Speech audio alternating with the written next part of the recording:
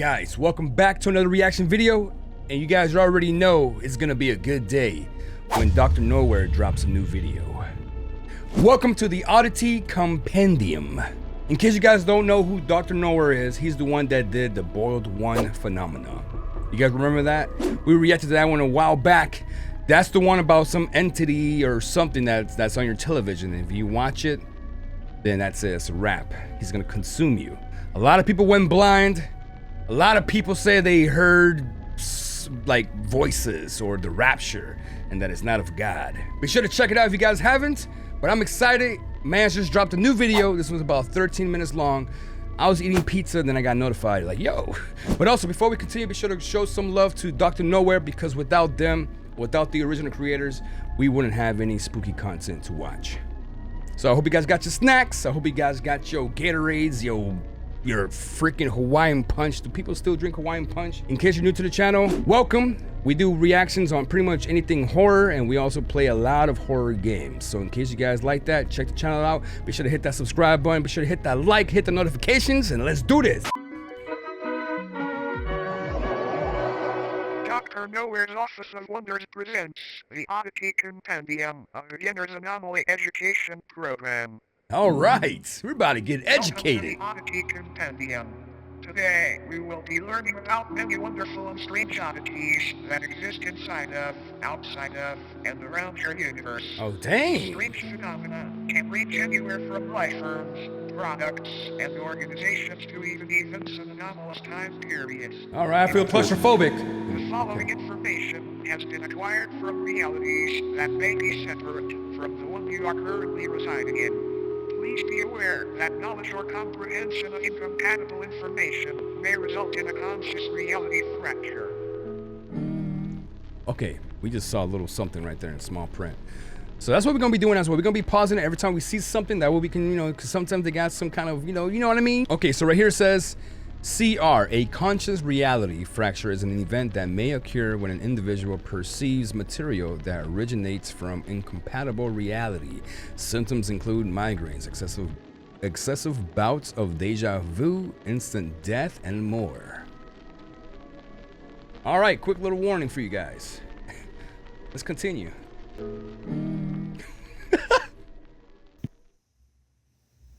Installment number 1, Fleshbeds, a land of forgotten faces, a geometric knowledge beyond belief. All right then. Here we go, guys. Let's see what we're gonna learn today. What will we learn today? Your own bed may be harboring a hunger for your flesh. Sleep with a cold fan on if possible. If you ever walk downstairs one morning and your family's gone, interacting with the headless corpse that remain in the steeds should be avoided. Non-existence is a contagious disease. If you're out in the middle of nowhere and you get a rush of brilliant ideas, turn back immediately. Enlightenment is a drug and the withdrawals can kill. Thank you. Oddity 1, Fleshbeds, Populus Cocciate. Fleshbeds or mattress folk are a species of parasitic subhuman that highly resemble bed mattresses. Looks... The body of a dormant flesh...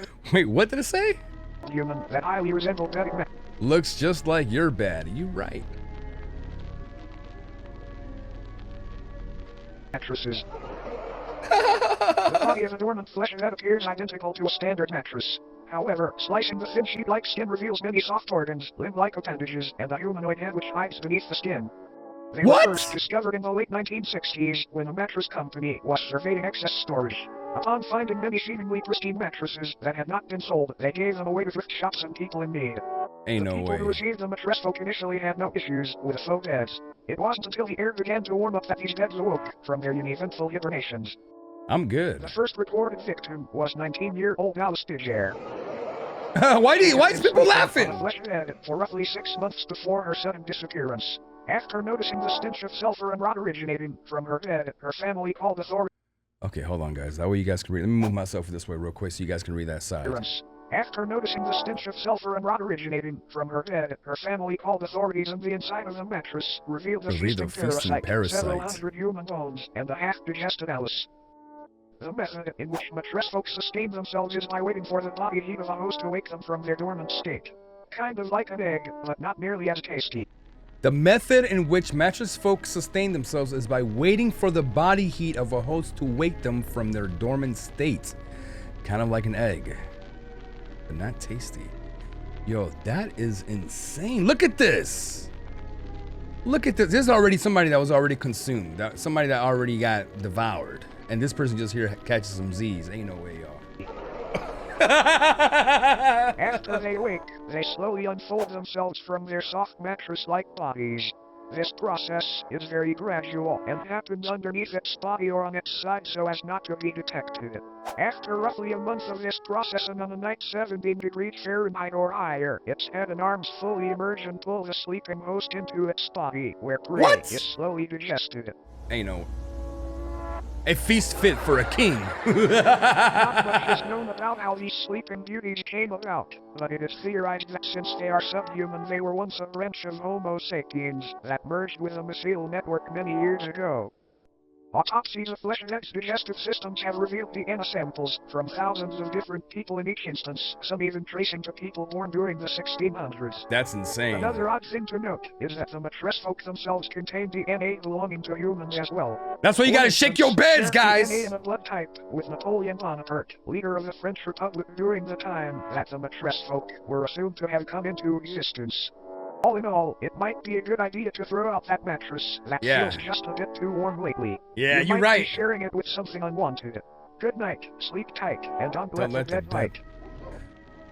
Oh my gosh. Like, this just gave me, like, this gave me, like, a bit of the goosebumps, a bit of the heebie-jeebies. Yeah, bed bugs, yeah. Uh-huh. Imagine that, though. Imagine, like, oh yeah, my bed feels nice and cozy. If only you knew that within it there's a whole creature ready to devour you. Oddity 2, Headless Macrocosm. Bundum sensipida. It's a disease, okay. Alright, let's see what we got. The Headless Macrocosm is a sub-reality nearly identical to Earth save for the fact instead of humans, tail-headless corpses remain in their stead. These corpses, though technically dead, do weakly breathe through the holes in their necks. Their hearts have also been observed to begin convulsing at seemingly random intervals. These beings are identical in appearance to one another aside from their necks. Their hearts have also been observed to begin convulsing at seemingly random intervals. These beings are identical in appearance to one another aside from physical dimensions, which can vary severely between each corpse. The headless sub-people dwelling in this pocket reality have been observed changing their behavior when humans have physically interacted with them, and what the hell is that? Level of awareness and vitality when such events occur. There are approximately 2,393 living humans residing in this reality, all from parallel Earth. Very lost. Every single resident recounts waking up in the Headless Macrocosm after falling asleep under strange circumstances back in their home realities. No one back in their own parallel homes remembers their faces or identities, which leads to the belief that this place could be a form of anti-reality. What is anti-reality? A compartment of the universe used for aspects of reality that are useless or harmful to existential fabric. A waste compartment of the universe used for aspects of reality that are useless or harmful to existential fabric. My brain's on fire right now. The humans that live in the Headless Macrocosm are assumed to be taking shelter in abandoned structures and banding together to search for plant-based food during the warmer times.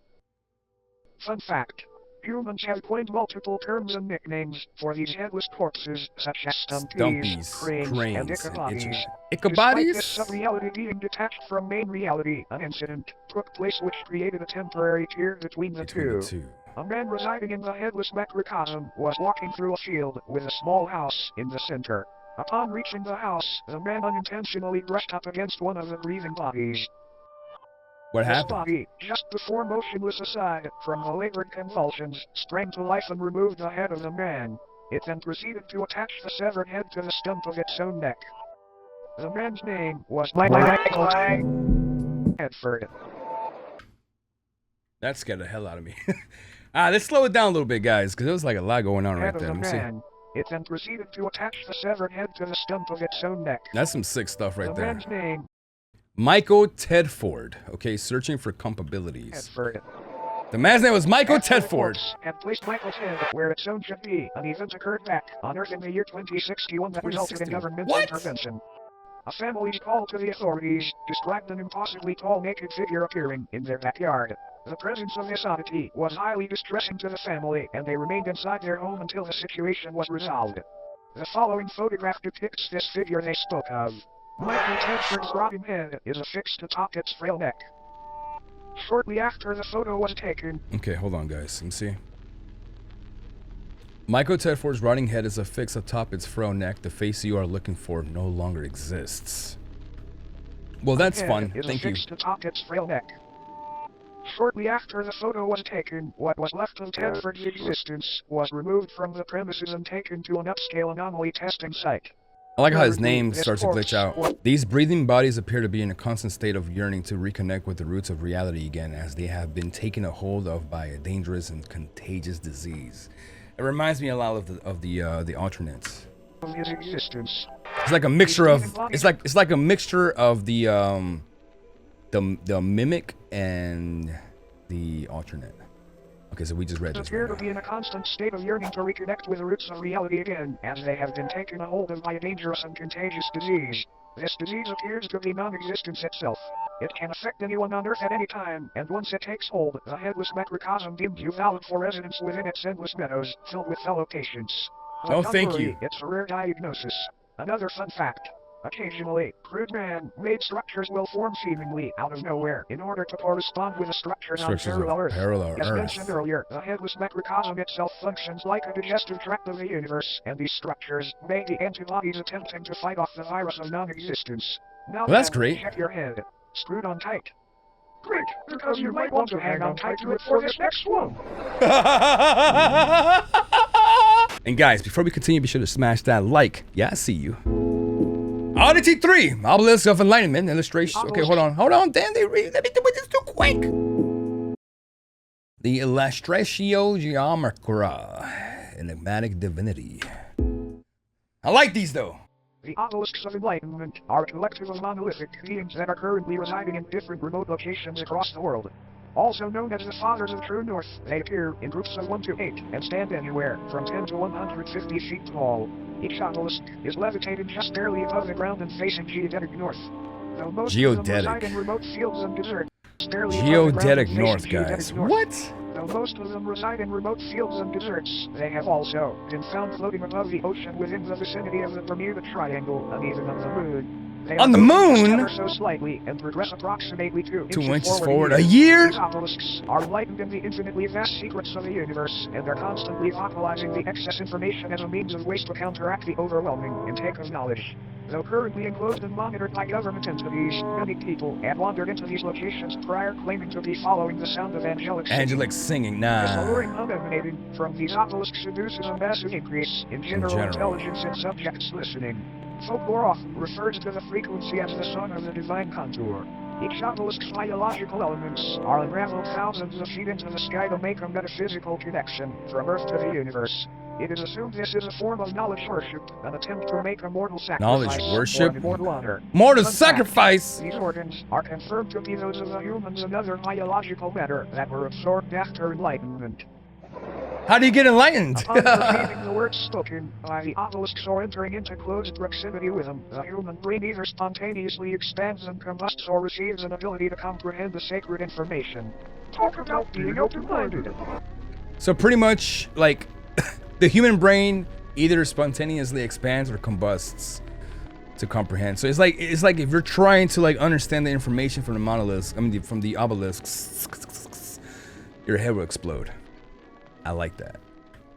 That's how I feel right now. Or receives an ability to comprehend the sacred information.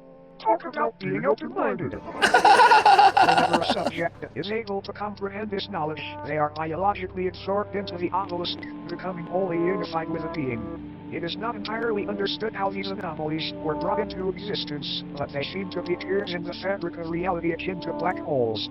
Black holes. Speculate holes. that these rifts were opened by ancient giants who were dissatisfied with a lack of Earth's knowledge. Many unnaturally large humanoid skeletons have been found underground adjacent to obelisk sites, further supporting this idea. Oh, When the no. Obelisks made their debut on Earth, they aided in the construction of the pyramids of Giza by bestowing digestible levels of sacred knowledge onto Egyptian pharaoh Khufu after he was lured into the desert by their beckoning chords. This knowledge would help Khufu rationalize a possible blueprint and method for building these grand tombs, and they were made into the shapes of pyramids as a tribute to the divine structures. All in all, these obelisks may seem malevolent, but it's important to remember that no physical pain could ever outweigh the agony of infinite knowledge. Okay. They just wink at me? Now, looks like our time here may be almost up. But before you go, it's time for Oddity. Let's go! Yeah! Filbus. Filbus? Filbus. This is Filbus. It is not known where Filbus comes from or why he is here, but there have been a number of people who, after consuming media depicting Filbus, have felt the overwhelming compulsion to practice Filbism. Filbism is a political and somewhat religious ideology which centers around a belief that building/consuming chairs and other wooden furniture is honoring Filbus' great sacrifice. It is not clear what this sacrifice is or what it refers to. So they got a little 4chan on it. I have been on 4chan since 2010. Filbism topic looks good, huh? Huge improvement from the last, I think. In Filbus, I trust. What is that? Rustic pine? White oak? Nice. In Filbus, I trust. Word. Filbus, I trust. Then a little emote. Okay.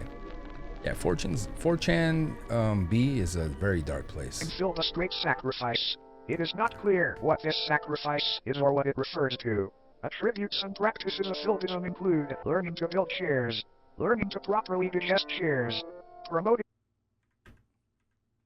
/consuming chairs and other wooden furniture is honoring Filbus' great sacrifice. Great. It is not clear what this sacrifice is or what it refers to. Attributes and practices of Filbism include learning to build chairs, learning to properly digest chairs, promoting/discussing chair consumption on obscure internet forums, praising the fictional political candidate known as Filbus, who is said to advocate for making furniture consumption socially accepted and widespread practice. There are so many wonderful things about Filbism. Consume the body of Filbus and become one with many others today. It's a great decision. Just eat your chair to get started. He mentioned. Guys, what the hell are we watching right now? Okay, so right here it says, there are so many wonderful things about Filbism. Consume the body of Filbus and become one with many others today. It's a great decision. Just eat your chair to get started. So this is like some kind of cult or religion where in order for you to join, you have to eat your chair. With many others today, it's a great decision. Just eat your chair to get started. Any mention of Filbism and elaboration on the subject will eventually result in it becoming a sponsorship or advertisement of sorts. Okay. We have no idea how to avoid this. Sorry. All Filbists will deny the existence of Filbism when directly questioned about it. This video was not in any way sponsored by Filbism. You sure? This is for educational purposes only. Filbism does not even exist. You can sign up for Filbism certification here. You can sign up for Filbism certification here. Consume the body of Filbus today. Eat your chair. Unsafe and or viral material detected. Guys, what the hell's going on right now? Would you look at the clock? Hey. It's just about time for us to part ways. A brief cleansing process will now commence. This purely auditory procedure will ensure you do not come away from this with any ailments from beyond contracted during your viewing experience. Nah, it better not be the Close your phenomenon. eyes and do not open them until told to do so. You imagine to give us the bold one in this? Like, hey, bros, it was all a trap. Keep them closed. Okay. Oh, no!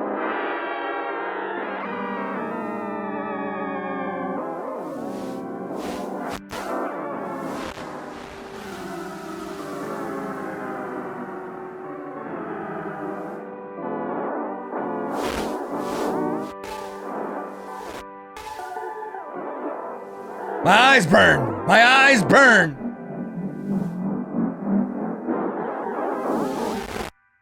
You may now open your eyes. Thank you for complying. Thank you for attending Dr. Nowhere's Office of Wonders.